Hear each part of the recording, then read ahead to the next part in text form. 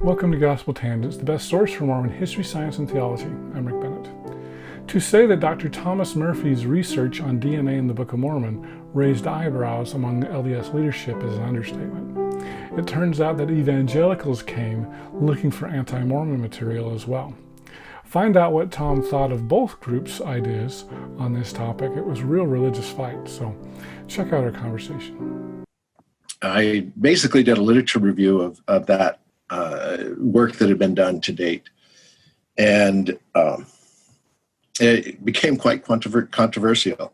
A lot more than I had expected because, we already knew that there were historicity problems with the Book of Mormon through archaeology and linguistics and so on. So to me, from my perspective, the DNA was not that big of an issue, but I think it has a cachet, maybe because of all the TV shows, CSI or things like that, has this cachet with people that the archaeology and the linguistics and the cultural stuff. Now, let me just ask you something, because I know somebody else got in a little bit of trouble, and I can't remember whose book came out first, but that was Simon Southerton, Losing a Lost Tribe. Was your study in American Apocrypha before or after Simon's? Do you remember? Before. So, the kind of the story with Simon, as I was looking around at, kind of doing this literature review, I came across an article that he had written. It wasn't a peer-reviewed article. It was a kind of a loss of faith story that he'd published online. And so he had mentioned the role of DNA in his loss of faith. So that he published before my work. But an analysis of the data, mine was the first, so the first peer-reviewed article. And Simon and I collaborated on a subsequent article. It wasn't a scientific journal article. It was a news article in Anthropology News that followed the American Apocrypha, and it kind of discussed some of the disciplinary issues that resulted as a product of that article.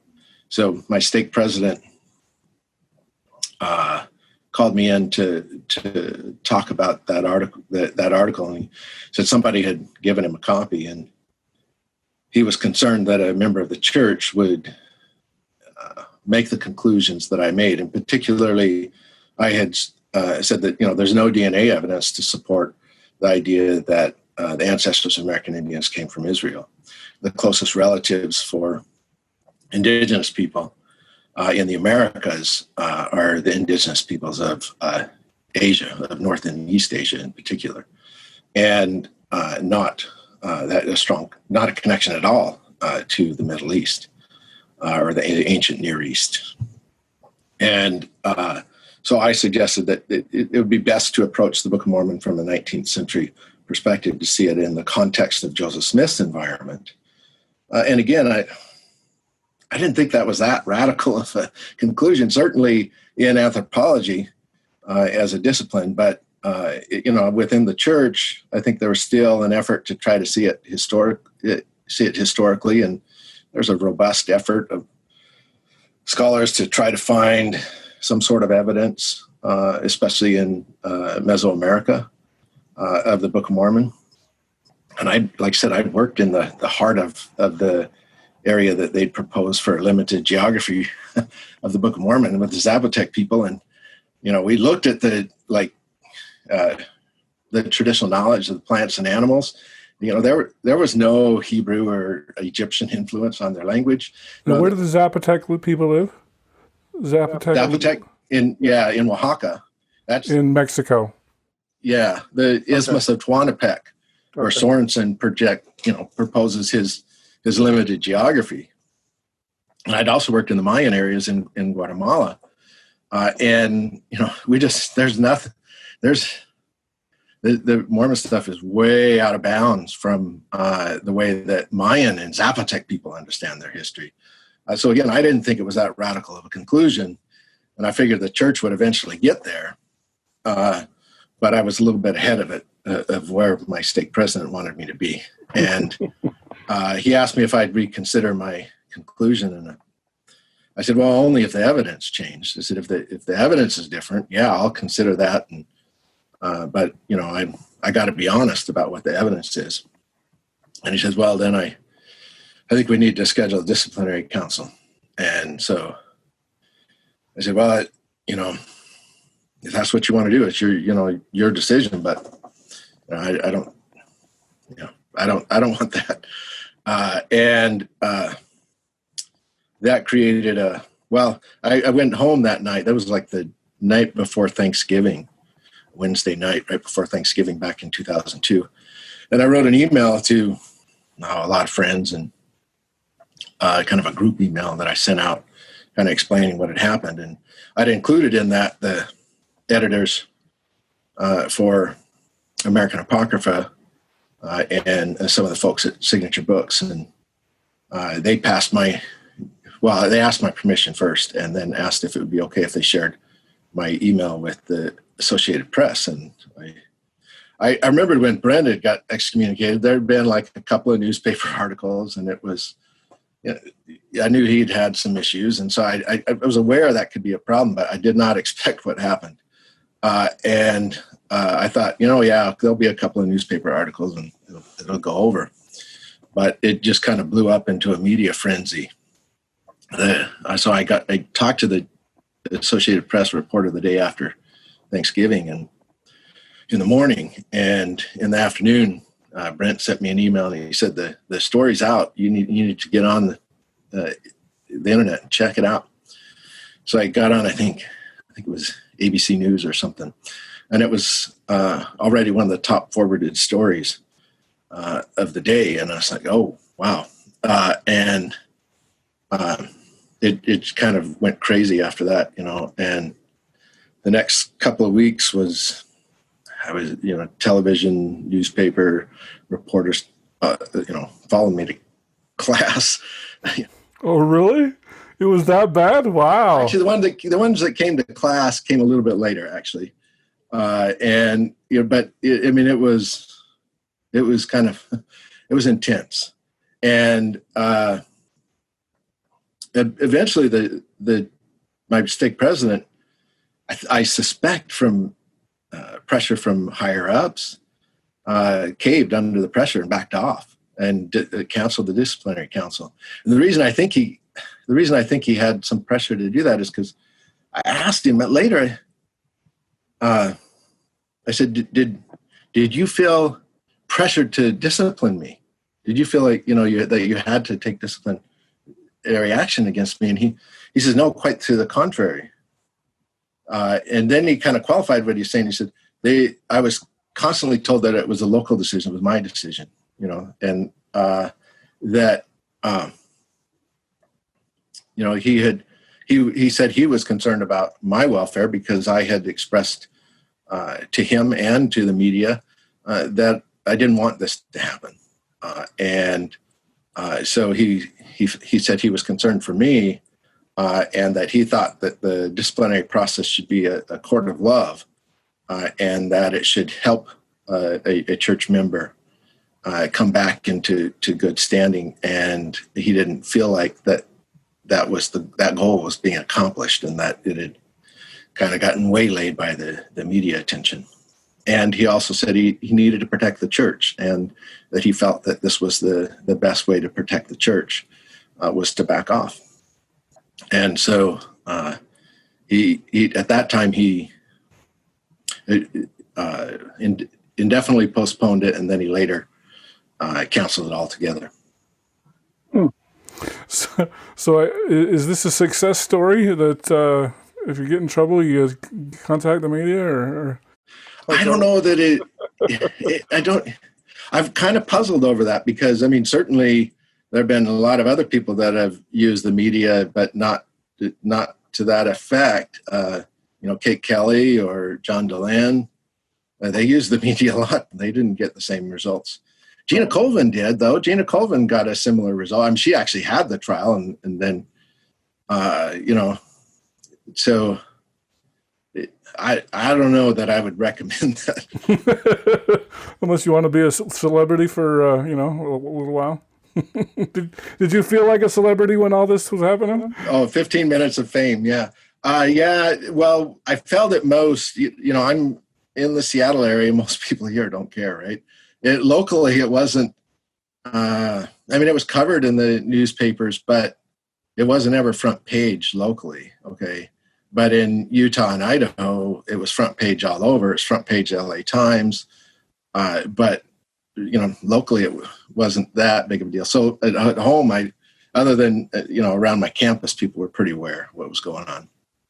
But it was when I went back home to Utah and Idaho to like family reunions or weddings or funerals, that sort of thing.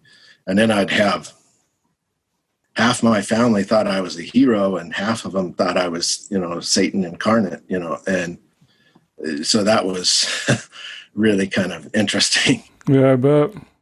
Yeah. I have my family's, my dad was a convert to the church. And so most of his family are not LDS. And in fact, some of them were, I'd participated in a video. There was a filmmaker that went around and interviewed a bunch of Mormon biologists and anthropologists working on these issues of DNA. One of which was me, and Trent Stevens and Jeff Meldrum were others. And Simon Southerton as well was interviewed in this video called DNA versus the Book of Mormon. And it was an evangelical ministry. And they didn't tell me when they first contacted me.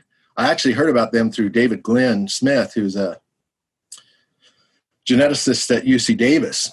And I was contacting him about some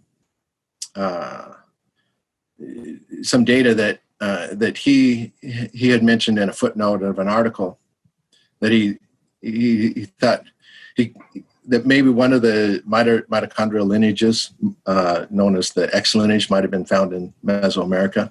Turns out that it was contamination in the end, if I remember right.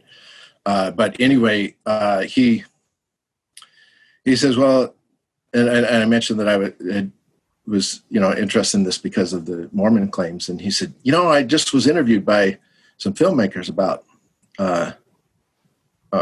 Mormonism, right, and the Book of Mormon claims, and he said, so I said, oh, really? And I said, who are they? And so he sent me their contact, and I thought, well, again, I'll reach out, see who this is. I was curious who was doing this film, and so I sent him an email, and it was funny. Later, I read, where was it? I think it might have been in some newsletter, some evangelical newsletter, about how they saw this as, somehow God delivering me to them or something. And oh, really? Them an email. You were an answer to their prayer. Yeah, it was kind of funny, but. So I sent them an email, and they said, oh, we'd love to interview you.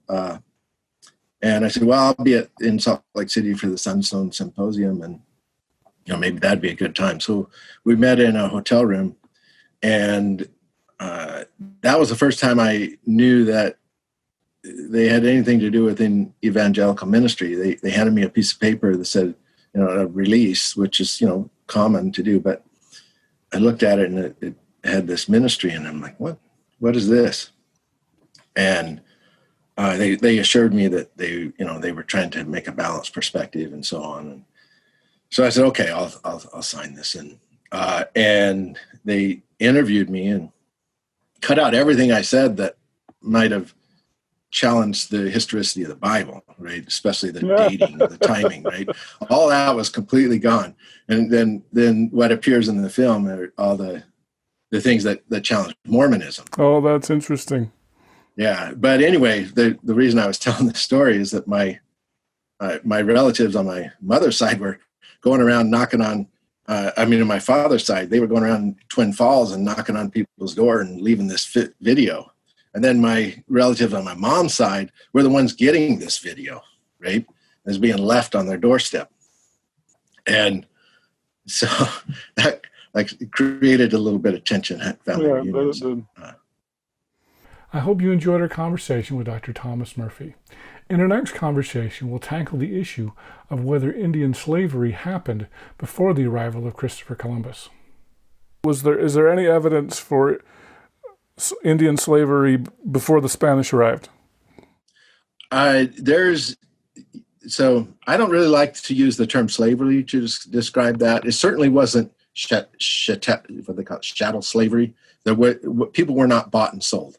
Okay, it was more like what Mormons did in the Mormon Indian Student Placement Program. For those of you who are interested in the entire interview uncut without any interruptions, sign up at patreon.com/gospeltangents and you can hear the entire interview for just $5 a month.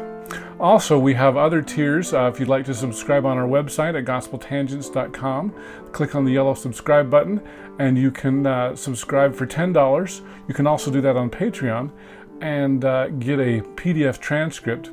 We've also got some other ones for $15 and $20 if you'd like to get those as well. If you're interested in individual transcripts, go to Amazon.com and do a search for Gospel Tangents interview, and you can see our past interviews there in paperback form. So just check out Gospel Tangents. We're always updating those. For the latest updates on Facebook, go to facebook.com/gospeltangents, and you can see our latest updates there. We're also on Twitter at Gospel Tangents. Of course, you can subscribe on Apple Podcasts at tinyurl.com/gospeltangents.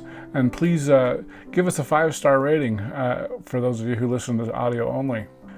So once again, thanks for listening. Click here to subscribe, here for a transcript, and over here we've got some more of our great videos. Thanks again.